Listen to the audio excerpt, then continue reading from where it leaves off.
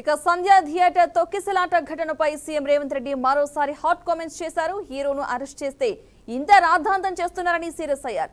తొక్కిసలాటలో తల్లి మృతి చెంది కుమారుడి పరిస్థితి విషమంగా ఉందన్నారు.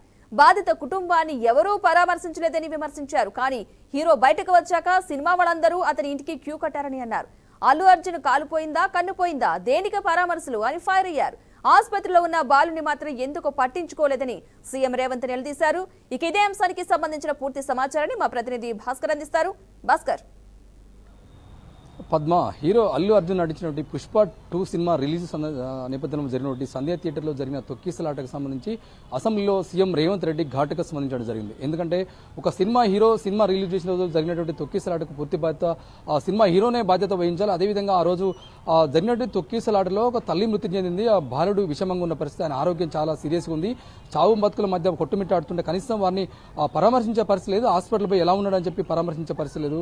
ఆ తర్వాత జరిగినటువంటి సందర్భం నేపథ్యంలోనే హీరో అల్లు అర్జున్ అరెస్ట్ చేస్తే ఈ సినిమా తర్వాత వాళ్ళ ఇంటికి వచ్చిన తర్వాత సినిమా సంబంధించిన నటీనటులు మొత్తం ఆయన ఇంటికి వచ్చి పరామర్శిస్తారు. ఏమైనా అల్లు అర్జున్కి ఏమైనా కన్ను పోయిందా కాలు పోయిందని చెప్పి హాస్యంగా కామెంట్ చేయడం జరిగింది. ఈ నేపథ్యంలో చూస్తున్నాం అనేక సినిమాలు చాలా సినిమాలు వస్తుంటాయి పోతుంటాయి, కానీ ప్రాణం పోతే మాత్రం తిరిగి రాదు. ప్రాణం చాలా విలువైంది. అలాంటి సందర్భాన్ని మర్చిపోయి హీరోలందరూ కూడా అల్లు అర్జున్ ఇంటికి వచ్చిన తర్వాత పరామర్శించడం ఇది మానవత విలువలనే పక్కన పెట్టే విధంగా ఉందని చెప్పేసి సాక్షాత్ అసెంబ్లీలో సీఎం రేవంత్ రెడ్డి ఘాటుగా స్పందించడం జరిగింది. ఎందుకంటే ఎన్నో సినిమాలు వస్తుంటాయి పోతుంటాయి, కానీ ఒక సినిమా ఆ రిలీజ్ రోజు జరిగినటువంటి సంధ్యా థియేటర్లో జరిగినటువంటి తొక్కిసలాటలో చనిపోయింది తల్లి. ఆ బాలుడు కూడా కొట్టుమిట్టాడుతున్న ఇప్పట్లో ఉన్నటువంటి ఈ సీరియస్ గా ఉన్నటువంటి పరిస్థితి, ఆరోగ్యం చాలా క్రిటికల్ ఉంది. ఇప్పుడు కాసేపటిగా ఉన్నటువంటి పరిస్థితి ఉంటే కనీసం హాస్పిటల్ కూడా పోయి పరామర్శించినటువంటి సినిమా హీరోలు కావచ్చు, సినిమా ఇండస్ట్రీలో పనిచేస్తున్నంత నేతలందరూ కూడా ఇవాళ అల్లు అర్జున్ ఇంటికి క్యూ కట్టిన పరిస్థితి ఉంది.